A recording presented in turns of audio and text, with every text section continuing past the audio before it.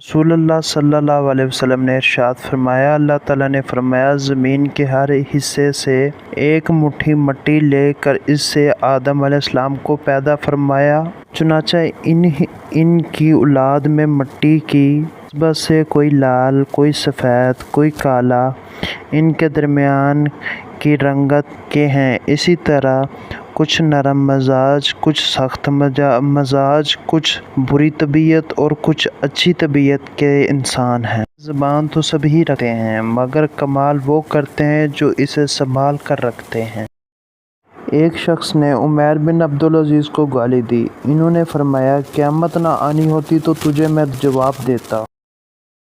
کسی سے محبت تو کر سکتے ہیں، لیکن کسی کو زبردستی خود سے محبت نہیں کروا سکتے۔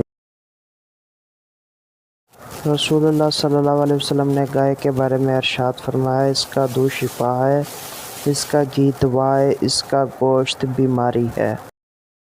سب سے بڑا بدبودار اور منافق انسان وہ ہے جو آپ سے فائدہ بھی اٹھائے اور پھر آپ کی مخالفت بھی کرے۔